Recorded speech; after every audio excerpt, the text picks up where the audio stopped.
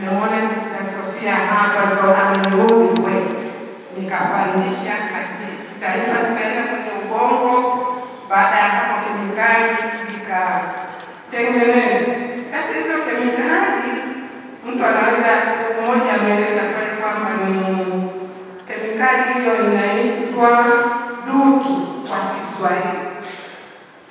Kwa Kinyamwezi inaitwa neurosecretion.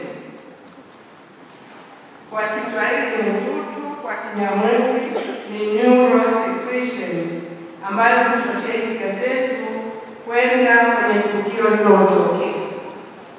Sasa basi mambo haya kutokea kwa haraka sana bila kufikiri, na ndio maana hatuwezi kuyadhibiti. Mmoja ametolea mfano, suppose kwamba simba anaingia hapa mlangoni. Taarifa zitaenda kwenye ubongo wetu kuambia jamani kuna hatari. Sasa hatari hiyo ikija, hapa utashangaa kuja kuona kuna wenzetu wameingia kwenye hizo nguzo. Ukiulizwa amefikaje kule uwezi ukaelewa amefikaje. Mwingine unaweza kukuta amepanda juu ya hatari kwa mwingine labda kwa kwenye eneo fulani lakini aliokoa. Sasa tunasema kitu hiki uwezi ukakikontrol kwa sababu kinatokea kwa haraka sana. Uwezi ukakidhibiti kwa sababu kinatokea kwa haraka sana. Lakini baada ya hapo sasa kemikali zile zinapoanza kushuka kwenye level yake ya kawaida, mtu aliyoko kule ukimwambia ashuke kama alivyopanda kwenda kule hawezi. Lazima ataweza kujiuliza nitashukaje huko. Lakini basi kemikali zile zimetengenezwa kwa haraka. Sasa tunarudi kwenye lile swali ambalo nimeuliza.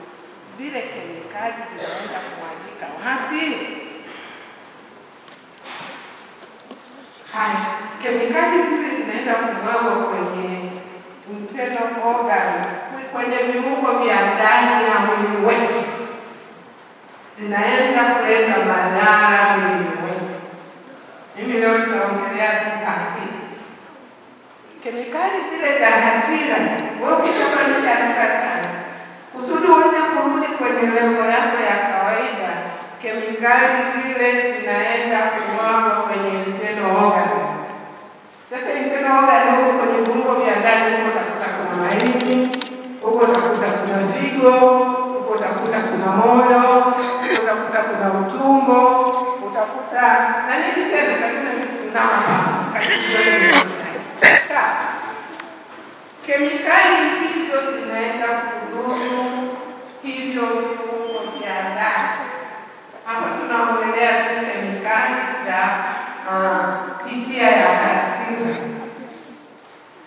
Sio tu kwamba unaenda kuliaje kuanza kupigana, kwa sababu unapopigana basi zile kemikali ziko juu. Sasa ukisha kutoka kwenye mapigano utaenda sasa unapumua kwa bidii zote. Unazisaidia zile kemikali zirudi mahali pake. Hazirudi mahali pake, lazima zimwagike. Kama zilikuwa zimejaa hapa, lazima volcano itokee. Lazima zimwagike na sehemu inayoenda kumwagikiwa ni viungo vyako vya ndani. Tumeona waseminari wale mnaosinzia mnarudi hapa kuja kwa ajili ya kusinzia sana. Msikilize vizuri mwanangu. Kuna assignment kwa. Sasa basi kama tunavyoweza kujua kwamba kemikali hizo zinaenda kuleta madhara mwilini mwetu. Sasa basi tunapoweza kufika hapa kwenye hija hii, nini tunapaswa kufanya kuhusu hisia ya hasira? Tunaalikwa kusikiliza sauti takatifu ya Mungu inayotualika kujua faida na hasara ya hasira katika maisha yetu. Tunaalikwa kusikiliza sauti takatifu ya Mungu inayotualika kujua faida na hasara ya hasira katika maisha yetu. Inawezekana labda wewe usumbuliwe na hasira, tunamshukuru Mungu kwa hilo. Lakini ndani mwako kuna kiwango fulani cha kemikali kali sasa. Basi yawezekana isiwe hoja kubwa sana, lakini naamini kabisa kwamba sisi mahali fulani kwa wakati fulani tutakuwa walezi au viongozi. Tutakumbana na watu ambao wanahitaji msaada wetu, na hasa kuwasaidia kuhusu kujiokoa au kutoka kwenye madhara yanayoweza kutokana na asili. Basi uchukue hiki ambacho nitakitoa kwako kwa manufaa, kama si ya kwako wewe binafsi, lakini pia kwa ajili ya manufaa ya watu wengine ambao utawahudumia. Sasa basi, hebu tuangalie madhara ya kimwili yanayotokana na hasira. Namba moja, hasira huathiri afya ya moyo. Hasira inapokuwa kali, mwili huzalisha homoni za msongo kama vile adrenaline na cortisol ambazo huongeza kasi ya mapigo ya moyo na shinikizo la damu. Hasira, yaani wewe unapokasirika, hasira ile haishi tu wewe umekasirika au kupigana na mwingine. Ujue kwamba mwili wako ndio unamwambia kwamba atengeneze hizi hormones ambazo zitasababisha au zinaongeza kasi ya mapigo ya moyo na hatimaye tunapata shinikizo la damu. Hilo ni dhana. Utafiti unaonyesha kuwa watu wenye hasira kali mara nyingi wana hatari kubwa ya kupata magonjwa haya kwa sababu mwili wao unakuwa na msukumo wa kudumu. Mtu asije akasema mimi nimeumbwa hivyo tu, ndivyo nilivyo, siwezi kubadilika. Basi angalia angalisho hili kwamba moyo wako unakuwa kwenye hatari hiyo.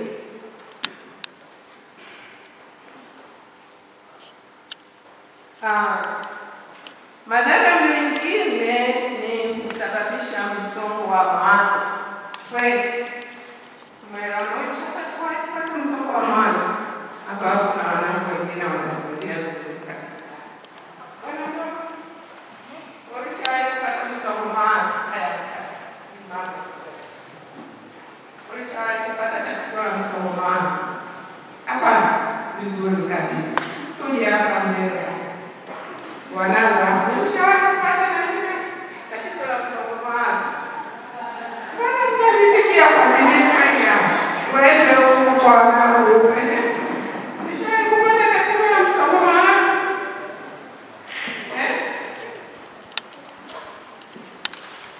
Nataka kunisaidia hapa. Unakamba kushapata tatizo la msongo wa mawazo? Afuateni. Hapo baba zangu hapo. Kupata tatizo hapo, usiombe nisije nikakukuta huko, sawa? Tatizo moja wapo ni stress. Mtu jamani, ukikutana amepata tatizo la stress ni shida kweli kweli. Uso mrefu, hana raha, makunyazi yanaanza kuja kabla ya kama nini? Kumbe ni hasira ile aliyokuwa nayo unakuja kusababisha haya yote.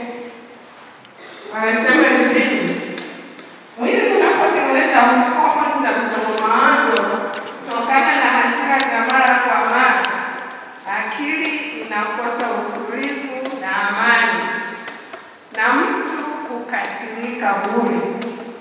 Nakuta kitu kidogo tu anapaka tumefanyia nini? Jamani, tumefanyia nini? Mbona nimekasirika? Kumbe zile kemikali za hasira zinaleta haya yote. Hii inaweza kuathiri sana hali ya kiakili na kuwa chanzo cha msongo wa mawazo ya kudumu ambao unaweza kupelekea mtu kushindwa kuhisi vizuri na kufurahia maisha.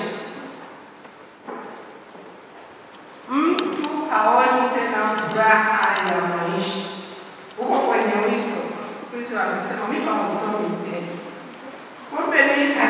ile imeenda kusababisha hiyo hali ya ule moto unaanza kupotea. Lakini pia kitu kingine wanasema msongo wa mawazo ni ugonjwa ambao unanipatia akili masharti kiutendaji. Msongo wa mawazo ni ugonjwa ambao unaupatia akili masharti ya kiutendaji. Maana yake nini? Maana yake nini?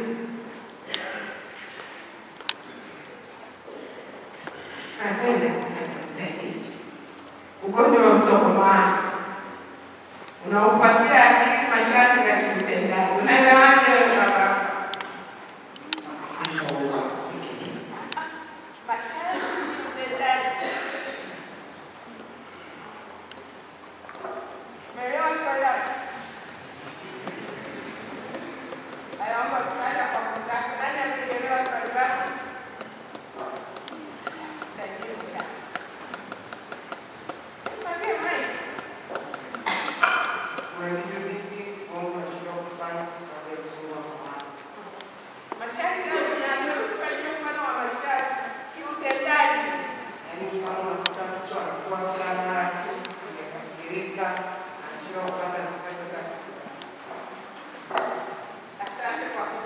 Jamani, masharti, akili inapewa masharti kiutendaji.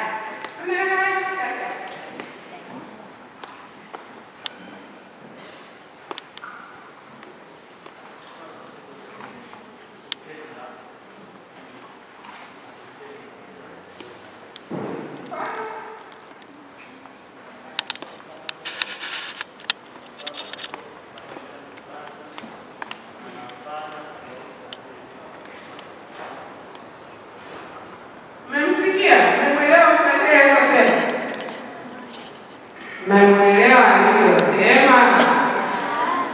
Mmemsikia na kumwelewa? Hamjasikia? Amesema hivi, tunapoongelea masharti, akili inapewa masharti kiutendaji. Maana yake tuchukulie mfano. Sasa hivi ulikuwa ni muda wa kwenda kusali. Akili yako inakwambia sasa sasa nikienda kusali kwa mtasema ngoja nikafanye shughuli nyingine tofauti. Hilo ni sharti moja hapo. Na ni kwa sababu una msongo wa mawazo. Mawazo kama msongo wa mawazo unakupatia akili masharti ya kiutendaji. Kwamba badala ya kwenda kusali sasa hivi ninakalale. Badala ya kwenda shamba wewe ukua. Badala ya kwenda kupanda basi wewe unaenda kalime. Masharti yale yanakuwa unatenda opposite ya kile kinachotakiwa kutendwa.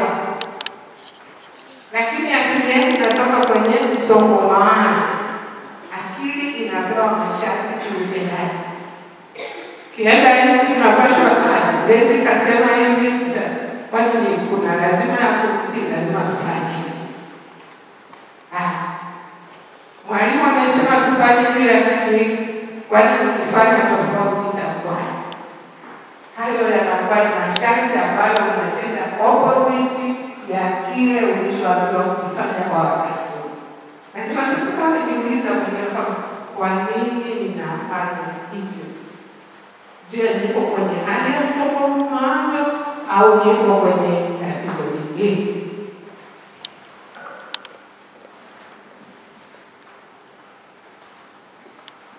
Madhara mengine, kuongeza hatari ya shinikizo la damu.